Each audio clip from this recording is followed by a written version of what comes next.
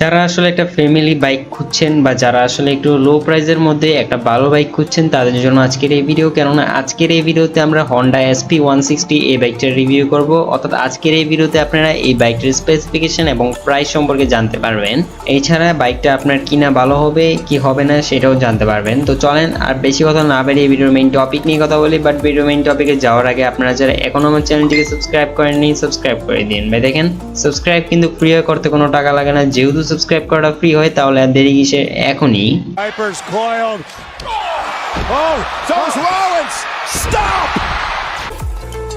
শুরুতেই যদি কথা বলি এই বাইকের লুকস নিয়ে, সেই ক্ষেত্রে এই বাইকের লুকস নিয়ে আমার কিছু মন্তব্য রয়েছে। সেটা হচ্ছিল এইটা যে এই বাইকের লুকস একদমই খারাপ এটা তো বলবো না, তবে হ্যাঁ এই বাইকের লুকসটা আরেকটু অ্যাট্রাকটিভ করলে ভালো হতো। কেননা এই বাইকের লুকস অনেকটা ব্যাকডেটেড হয়ে যায় এই বাইকের প্রাইস পয়েন্ট অনুযায়ী। অ্যাটলিস্ট হন্ডা কোম্পানির এই বাইকের হেডলাইটটাতে একটু পরিবর্তন আনার উচিত, একটু অ্যাগ্রেসিভ হেডলাইট দেওয়ার উচিত। এখানে এরকম একটা শার্প একটা হেডলাইট দিয়ে তারা আসলে কি বোঝাতে চেয়েছে সেটা তারা নিজেরাই ভালো জানে। আপনারা যদি হিরো এক্সট্রিম 125R বা টিভিএস রেডার এইসব বাইকের হেডলাইটগুলো দেখেন, সেক্ষেত্রে ওগুলোতে একটা অ্যাট্রাকটিভ ভাইব আছে।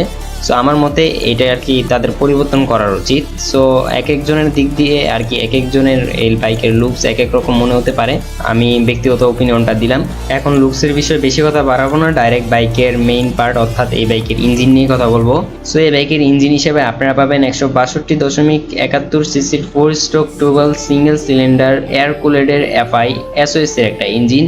এই বাইকের এই ইঞ্জিন দিয়ে আপনারা এই বাইক থেকে ম্যাক্সিমাম পাওয়ার পাবেন 13.46 PS এট 7500 RPM এবং ম্যাক্সিমাম টর্ক পাবেন 14.58 নিউটন মিটার এট 5500 RPM। এই বাইকের এই পাওয়ার কনফিগার দিয়ে আপনারা এই বাইক থেকে সর্বোচ্চ গতি তুলতে পারবেন 120 কিলোমিটারের উপরে এবং সর্বোচ্চ মাইলেজ পেয়ে যাবেন 45 থেকে 55 কিলোমিটারের আশেপাশে।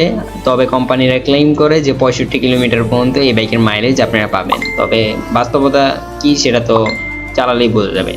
আর এই বাইকের ফুয়েল ট্যাঙ্ক ক্যাপাসিটি কিন্তু 12 লিটারের, যেটা মোটামুটি ভালোই। আর এই বাইকের এই যেহেতু মাইলেজ অনেক বেশি, সেই ক্ষেত্রে এই বাইক দিয়ে আপনারা কিন্তু লং ট্যুরেও যেতে পারবেন অনায়াসে। সো এই তো ছিল ইঞ্জিনের বিষয়। এখন কথা বলি এই বাইকের টায়ার এবং ব্রেক নিয়ে।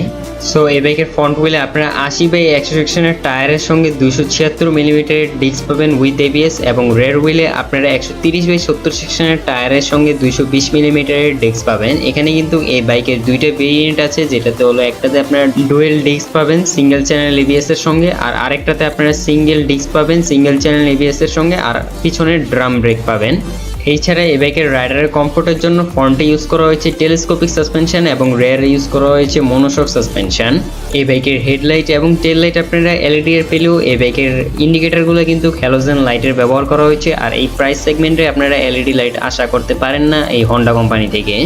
এছাড়া স্পিডোমিটারের কথা বলতে গেলে এই বাইকে আপনারা ফুললি ডিজিটাল একটা স্পিডোমিটার পাবেন, এটাতে কোনো সন্দেহ নাই। আর এই বাইকের বডি ডাইমেনশন নিয়ে কথা বলতে গেলে এই বাইকের length 2061 millimetre, height 1113 millimetre, seat height 770 millimetre এবং গ্রাউন্ড ক্লিয়ারেন্স 177 মিলিমিটার। এই সব কিছু মিলিয়ে এই বাইকের ওজন গিয়ে দাঁড়ায় 139 কেজি, যেটা ঠিকঠাকই আছে। বাইকের ওজনটা খুবই কম বলা যেতে পারে। সো এই তো এতক্ষণ বললাম এই বাইকের স্পেসিফিকেশনের বিষয়ে। এখন কথা বলি এই বাইকটা আপনাদের নেওয়া ঠিক হবে কি হবে না। আমি যদি আমার ওপিনিয়ন দিক দিয়ে বলি, সেই ক্ষেত্রে এই বাইকের প্রাইস হচ্ছে হলো 1,97,000 টাকা, যেটা ওয়েবসাইটের তথ্য মতে। আমি ঠিক সঠিক প্রাইসটা জানি না কত, কেননা বাইকের প্রাইসও আপ ডাউন করে বা ওঠানামা করে। সো আমার মতে এই বাইকের প্রাইস অনুযায়ী এই বাইকটা আপনাদের নেওয়ার উচিত না। কেননা আমি বলবো না যে নিতে না, আপনাদের যদি ব্যক্তিগত কোনো ধরনের একদম মানে এই বাইকের উপরে ইমোশন থেকে থাকে যে আমি এই বাইকটি কিনবো, সেক্ষেত্রে এই বাইকটি কিনেন, সমস্যা নাই। তবে আমি বলবো কি যে আপনারা এই প্রাইস পয়েন্টে অন্য কোনো একটা বাইক দেখতে পারেন 160 সিসির, কেননা এই প্রাইস রেঞ্জে এই বাইকটা আসলে কোনো দিক দিয়ে যায় না আমার কাছে আর কি পার্সোনালি মনে হয়, যেহেতু আমি বাইক রিভিউ করি।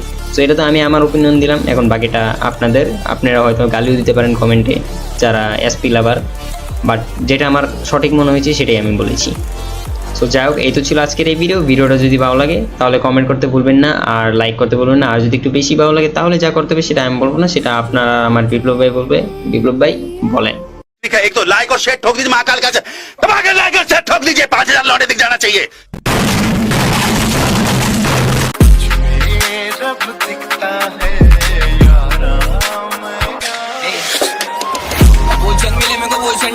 आगे मचा बोले रिस्क डरेंगे पढ़ने से आगे में इम्र का ही पावर काम